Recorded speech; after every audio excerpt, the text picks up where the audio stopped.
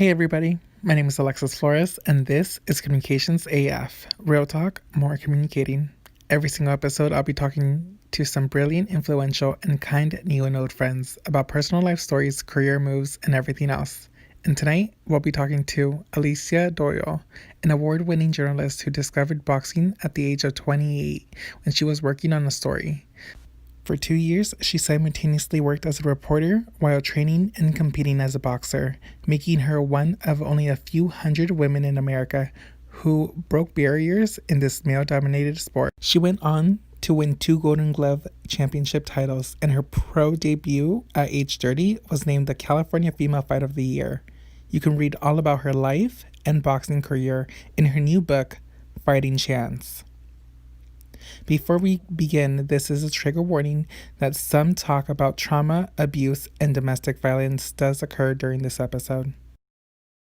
I know my book came out at the right place and the exact right time, even in the middle of the pandemic, especially in the pandemic, because I feel like this pandemic has been a standing 8 count since March, and we're all standing, okay, can we survive? I don't know. Yes, I don't want to stay in this fight, but I know I got to stay in this fight, and I know I'm going to come through on the other side, and I know all of us will. But we got to stay strong, and we got to stay resilient, and we got to be vulnerable and share those vulnerabilities with each other to become strong. Exactly. And we will get through this. I couldn't agree more. I know vulnerability is something that throughout the entire book, you just keep on giving and giving and breathing it. Again, like I mentioned earlier, it's something that I was like, I feel like I'm experiencing it right then and there with you. And you mentioned how you were going after big dreams, and you got a couple different championships, which is great. You now have your book out, and you also just got a movie deal. Yes, and that was such a blessing and serendipitous. So yeah, my book came out on February 14th on Valentine's Day, and then in April I connected with a woman named Slavika Bogdanov of Empowering Entertainment. It's her production company. We hit it off right away. She understood the value of Fighting Chance. So I signed a movie deal with her within days. She knocked out that screenplay within a matter of days, and so now it's in development for a feature film, and I couldn't be more honored to be aligned with this woman. And I'm proud to say that 10% of the proceeds from our film is going to benefit a nonprofit that serves battered women and or children. I love that. That's amazing. That's great. I know the movie is being produced right now, but there's even already what is it? The movie poster out, which is pretty cool. And yeah. I was like, that is amazing. That looks like it's just going to be a great movie to watch. I can't wait to see it come to life and see the trailer and then go and see it. Wow, thank you, Alexis. I really appreciate that. Yeah, when Slavika designed that poster, I was like, holy cow, this is real. Like, this is happening. It's so interesting. We'll have these visions for ourselves. And I mean, I actually have a vision board that's surrounding all the Fighting Chance in the book. It has like a picture of an Oscar on there. It has movie deal on the vision board. And then I made this board over 3 years ago. And then this whole thing happened with Slavika Bogdanov and the film deal. And I hadn't looked at my vision board in a long time. And I looked at it and I was like, holy cow, it happened. So I tell you, you stay focused on things and you keep envisioning yourself in the reality that you want. It will manifest. I'm living proof that these things work. I'm a huge believer in speaking things into existence. Yes. And so I've created a couple of different vision boards, and now that's going to be that's my yearly thing of creating a vision board. And then whatever I didn't get to this year is just going to be added to the next year. And I think it's something that it just gives you great joy when you see it come to life.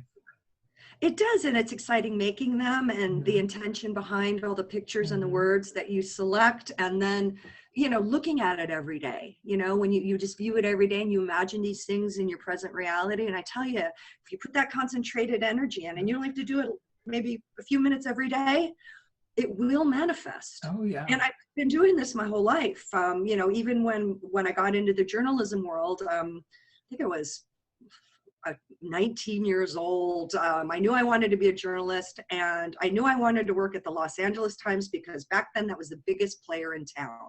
Mm-hmm. So I got a newspaper, a Los Angeles Times, and a Sharpie, and I wrote, "I work here." Mm-hmm. It took 2 years, but 2 years later, I was working there. And I love how you manifested that every single month. I want to say you would send them your portfolio and clippings of your articles, and then they met with you and they loved it. Yeah, and that was so wonderful because yes, for 2 years straight, once a month for 2 years straight, I sent them my resume and my clips and a cover letter. Mm-hmm. And so I finally got a call from them. This woman named Ann Brenoff, she's wonderful. Went in, did the whole interview process. At the end of the interview, she told me what the job was and how much I get paid, etc. And then at the interview, she's like, "Do you have any questions for me?" And I said, "Yeah, I wanted to know what took you so long to bring me in here." She's like, "Frankly," and she said, "Frankly, we wanted to know who this Alicia Doyle was, who kept on sending her stuff in once a month for 2 years."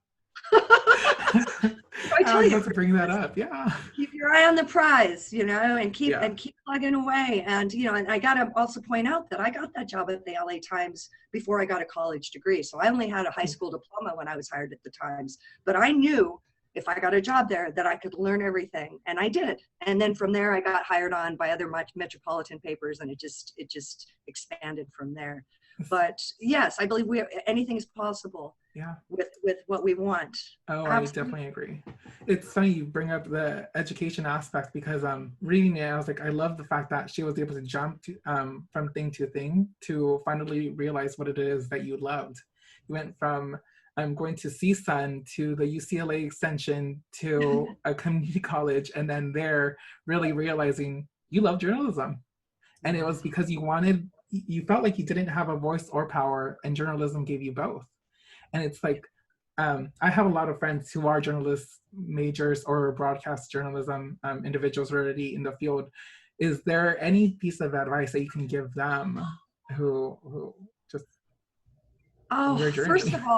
First of all, I'm so happy to hear that young people are still involved in journalism and love journalism and are passionate about it. We need people like that to enter the journalism field.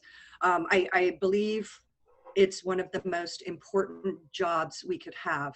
And it's a huge responsibility. And those are things that attracted me to the profession. I knew I could make a difference. I knew I could change lives. Yes, the power of influence, of course, but I also understood that, the truth was important. You could hurt somebody very badly with a bad story. And on the flip side, you could help somebody, tremendously with a good story. So I understood that and embraced it. And yes, that just became my passion. And going into the profession, I knew that I was never going to be rich. That's one of the first thing they told us is, if you want to be rich, don't go into journalism. Yeah. I remember not caring about that in my 20s, and then when I got older, it's like, wait a minute, maybe I should have been a plastic surgeon. I'm just kidding. But yes, it's a way to make a difference. When you get that byline, your work is in the history books forever. That's very serious. You take that very seriously, but it's a way to promote change and justice, and to make the world a better place if used correctly. Yeah. And I believe young people, are going through so much, and there's so much they have to process and deal with in today's world. And my heart goes out to them because, it's my generation and that left this mess behind for all of you. So I appreciate the mindfulness of yourself and your friends and the ones that actually care. Yeah. And so my advice to journalism is just to keep their eye on it, to stay focused, to know that what they're doing matters. Yeah. And it will make a difference. There was a passage, I wish I wrote it down, but it basically said how when people are in trouble, they don't call the police, they call the press. And I was like, yeah, that's true. When things go haywire in someone's life, to get immediate action, sometimes they will just go straight to the press. It just gets the job done. Yes, they won't cause, sometimes, I remember a talk with my journalism advisors at Los Angeles Pierce College. That's where I fell in love with journalism. But they said, Journalists can save lives like a doctor. You know, they can serve justice like a judge. That's a And they're passage. the ones that said that when people are really in trouble, they don't call the cops, they don't call a lawyer, they call the press. Yeah. Yeah. They That's threaten exactly people what with. They threaten people with it. I'm going to the press. You know, there's a reason why.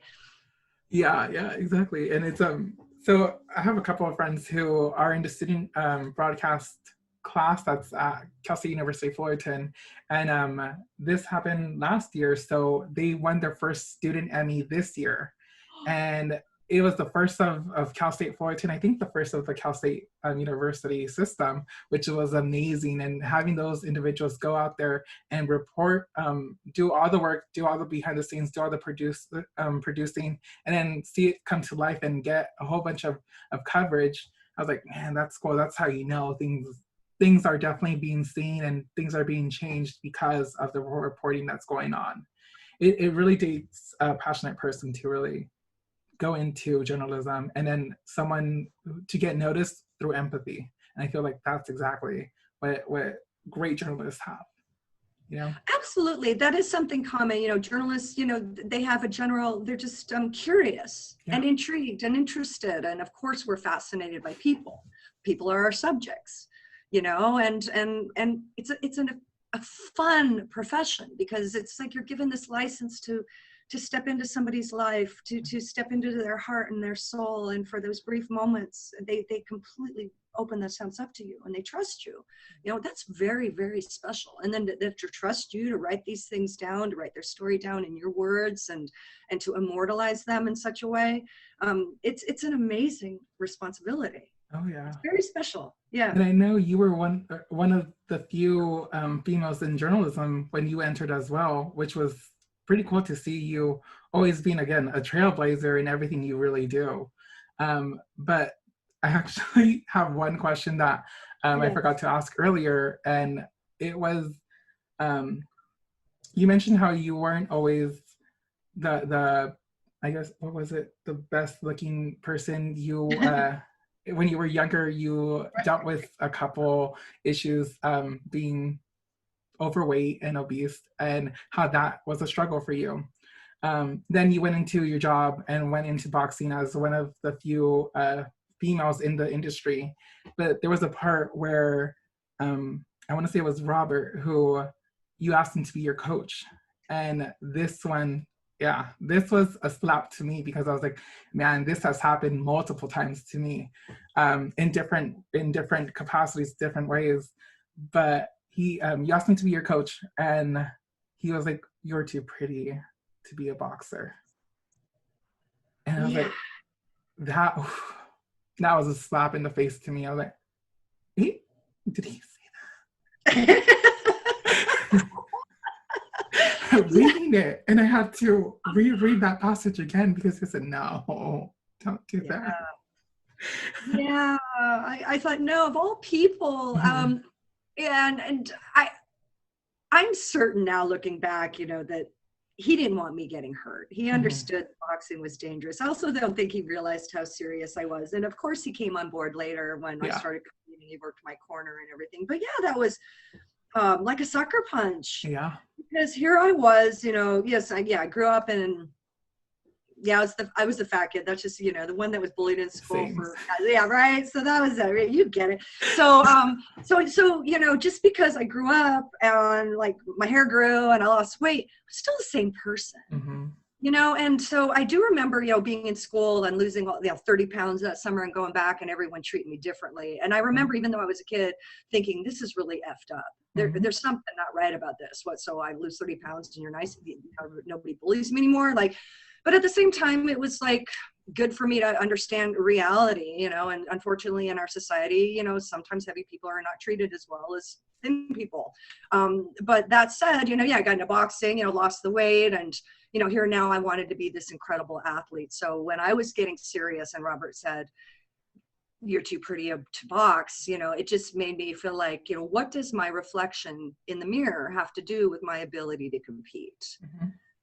You know, and that was something I grew up with. This is, you know, what does the number on the scale have to do with my level of lovability?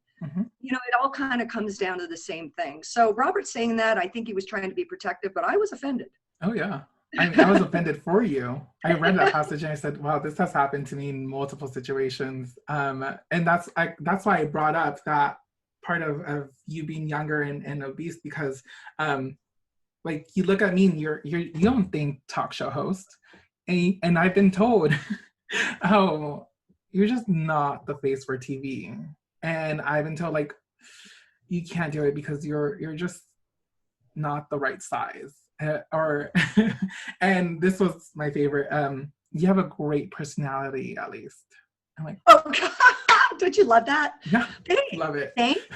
Like, and people are going to give you input. Okay. Oh, yeah. I got a lot of input and I still can continue to get input. And the one thing, okay, so I'm 50 years old now. And so I've attained 50 years of wisdom. And one thing I've learned is that people are going to say whatever they're going to say based on whatever they know in that time and place. And that said, that when it comes to, they don't know nothing. Oh, yeah. And I don't mean that as a bad way. It's just like they're going to give us feedback, but whatever feedback they give us is based on their own construct of their own experience from their point of view. It has nothing to do with us at all. Oh, what they're really saying is, I could never be a talk show host. Why do you think you could be? That's what they're really saying to you. Like, when people would come up to me, you can't box. What they're really saying is, I can't box. Mm-hmm. So, it's like, okay, and especially when you're dreaming big, of course, there's going to be people that are not going to believe in you, and that's okay. So what I've discovered with that, especially with manifestation and wanting to build a big dream, I only align with myself with people with the same vision or people who are going to support me, and that's a pretty easy thing to filter out. I look at you and I think you're fantastic. You have a wonderful voice, a wonderful presence. You really are, and it's a feeling. So whoever said that to you, they're just wrong. Oh, thank you. They're just wrong. It's like, and think about it. If we quit every time somebody said you can't do that or you shouldn't be doing that, think about all the opportunities we wouldn't have taken on. And another thing is that if we quit because somebody else says we can't do it, we might be left with, what if I had? And then we might resent ourselves later or be angry at ourselves later. I can't believe I let that person talk me out of this thing I wanted to do. We need to try it and then discover for ourselves. It's like, you might do the podcast for another year, Alexis, and then you think like, you know what, this really isn't for me. And that's okay, but at least now you know. I could have boxed and never fought and been like, okay, but I tried it. I didn't like it. Now I know. But see, if we don't try these things, how are we going to know about ourselves?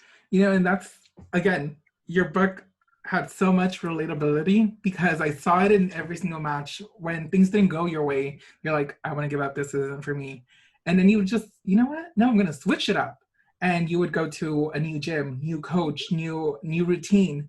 And I was like, the discipline that everything just had to do in order for you to achieve everything that you've achieved. And look where it led you to this book, a movie deal, and so much more, hopefully an Oscar too, because it's definitely something that's eye-opening. It's something that a lot of people feel the need of telling their own opinion, and then someone takes that opinion just to heart and they give up. And a lot of people do that. But I'm glad that you didn't. Well, and it happened to me in my life as well. There were things that I wanted to pursue when I was younger, and somebody say, that's not for you, or you shouldn't do that, or what makes you think you could do that? And I wouldn't do it.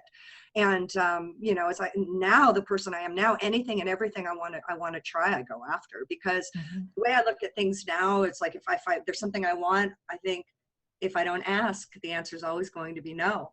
And to me, like, that's a 50-50 shot, and to me, those are pretty good odds. So anything that I want now, I go after. And I'm thinking, what's the worst thing that can happen? They'll say no. And then you move on to the next thing. But if you keep this vision of yourself and you keep thinking about it and focusing on it, it's amazing. Like, it's like the universe will pull together all these cooperative components to bring your vision into reality. All we have to do is stay focused on it and stay positive about it and not be defeated by ourselves. That's the discipline. And I know I say it now, it's not always easy. But with more practice, we can get there, and it works. It absolutely works. Oh yeah, I agree. I still have a lot to learn, and I'm learning every single day. Even this interview is a learning curve for me.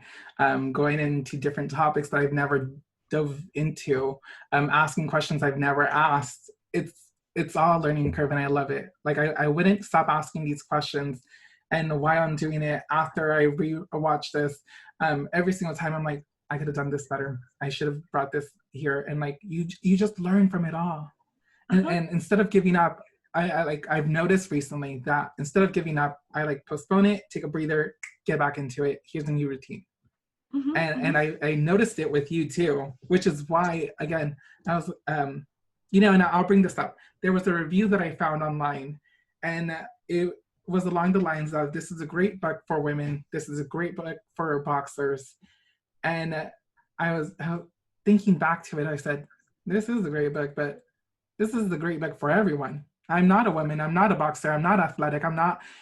If it was for that review, I wouldn't have read this book. I wouldn't have, I wouldn't have liked it, but I did. I loved it.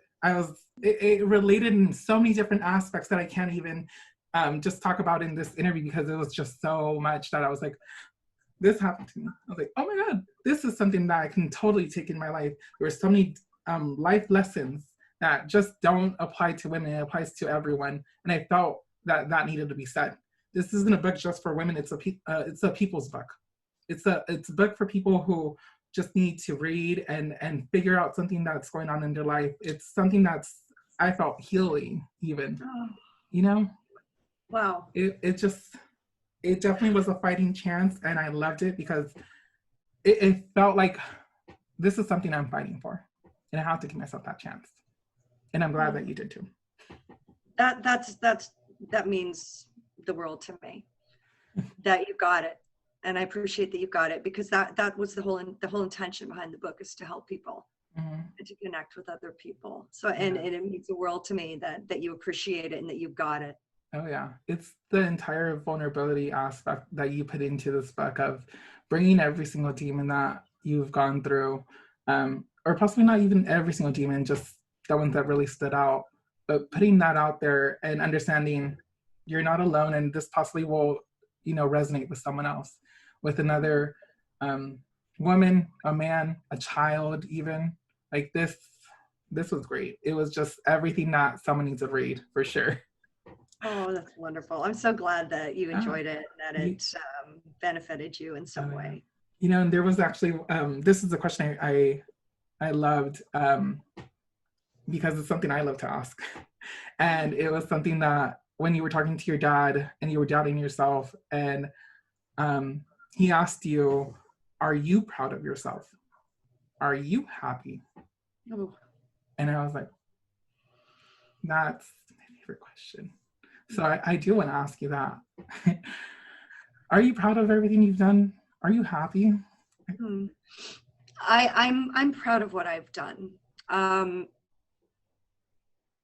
I've reached a place of grace, of peace. For the longest time, I was pursuing happy. I just want to be happy. I just want to be happy. I mean, this was a part of what I needed to achieve, overcome. I just want to be happy. But then it led to what is happiness? And what I realized, I just wanted something solid, something that wasn't fleeting. And I needed to figure out how to be happy and feel secure and love myself without anything on the peripheral. And that was something I discovered after I retired from boxing, because when I was competing and when I was boxing, I felt like I had found a cure for all my depression, all my sadness, all my rage, all my insecurity. I really believed I found a cure, because when I was competing, I felt like I was on top of the world, that nothing could hurt me. I felt very powerful, but as soon as I retired, all those feelings came back. And I remember it being very devastating, because here I was thinking I had cured this part of myself, and it was still there in full force. And that's when I realized that boxing was as awesome as it was, and even though it taught me all these lessons, that it was a big distraction in a way as well from me really facing those things head on. So everything came full force head on. I had to reevaluate everything again. And then that's how the book evolved, was just this understanding of evolution. So am I happy now? I wouldn't say I'm happy. I'd say that I'm at peace. And, those dark pieces, they're still there. They still pop up every once in a while, but I've gotten so much better at just managing those emotions, because I realize, that those are just emotions from the past. I'm not there anymore. I'm not even that person anymore. And so I try to honor them and I recognize them, but at the same time, I don't live them like I used to before. So that's brought me to a state of grace, a state of peace. I'm still human, I still struggle with those things, but I can manage them much better now as a I definitely result. think you mentioned this throughout the book. It's mind over matter, and it really is. Like with depression, a lot of people go through it. I've gone through depression, and it's always it's there, just waiting to creep up on you.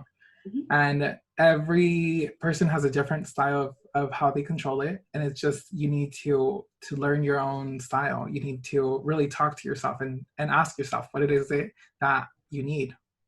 And I think a lot of people don't do that. And I like how you were able to establish that relationship with boxing. This is what I need now. But afterwards, then you retired and you were able to establish like, this is what I need now. And you wrote this book and you spoke about it. That's powerful. Well, I think it's remarkable that you being only 23 years old, that you're so self-aware that you understand that what it is you need, and to be able to ask yourself those hard questions, that takes a tremendous amount of self-awareness. But every individual is different, and we all have to determine that for ourselves. People that suffer from depression, it's rough. We know they're and I call them spells, or I call it the spiral of negativity. And so when it sucks me in, if I don't catch it right away, I can be sucked down real deep. I still go to that place once in a while. I'm still triggered sometimes, and I believe the only way out is through, and it's difficult, but what I do is I sit with it. And I just sit with it. I do nothing to dumb it down. I don't have a drink. I don't do anything. I sit with it, and I allow it, and I let it just flow through me. And then I always come through on the other side. If I just go through it and allow it, it will break. It does break eventually. Those times are hard, but it always breaks, and I always come through on the other side. Those moments of silence is I feel like when communication is at its strongest point. Like you have to just sit there and listen, and then hopefully understand and go through it. That's it. And I'm very fortunate. I have a strong faith and a strong relationship with God, and God has helped me through those times, because I tell you, when it hits, I could be sitting in one position and not move for hours, because you feel so debilitated, like there's this heavy veil over you, and oftentimes I can't even pinpoint what triggered it or where it came from, but I also know that it's coming up for a reason, and if I try to suppress it, it's just going to make it worse. And that's why I allow it. And if I need to cry, that's okay. I pray. I'll tell God I'm suffering. I'll ask for help. I'll ask for grace. I'll ask him to help me through it, and God always pulls me through it. Oh yeah. So that's what's helped me. A lot of people think that that we know what the triggering point is, but sometimes we really don't. It just comes, and it's like in the waves. Yeah, I totally agree. I also use my faith just to pray and talk to God, but also talk to myself and see what is it that I need. Well, and for you to be self-aware enough to understand that we need to ask ourselves what we need. Because for a long time, when I was younger, it wasn't asking myself what I needed. It was, what does this other person need so that I can make them happy, so they're happy with me? And this went on for years. And that's when I realized that no matter what I did to make somebody else happy, still, it doesn't work that way. We got to start with ourselves, honoring ourselves, and then when we are our best selves, then we can give that away. Yeah. But it really starts with number one. We got to take care of ourselves first. Something else I found, and if people aren't going to like the new you, or they're not going to like the person that puts themselves first, well, then they don't deserve to be in your life. They don't deserve you. I agree. The people pleasing thing, hey, I went through decades of that, and I'll tell you, you never win. I know. Live through it, and you can never do enough. And I realized, I need to honor myself. I need to please myself. And I haven't been doing this my whole few years, but the more you do that, the stronger you become. And then the stronger you become, the less you care about what anybody thinks. So my relationship with myself and my relationship with God are the most important relationships in my life. And then everything else actually falls really beautifully under that. But when I notice when I put those things first, because I believe God wants us to put ourselves first, because God put us here. Yeah. Of course, wants us to be the best we can be. And so, God's got our back. So it's like, God's got my back. What do I need all those naysayers for? So, we got God in our corner. And hey, for not every listener, not everybody believes in God. It doesn't, whatever it is, if it's Buddha, it doesn't matter. If it means something to you, and if it helps you become a better person and you become that better person, then you can be better in the world. Yeah. I love that. I agree. I have had so much fun talking to you. I love everything. Again, if you have not purchased this book, if you have not read it, please make sure to go and do so. Fighting Chance by Alicia Doyle. It's such a great book and I recommend it for everyone. It definitely is a people's book.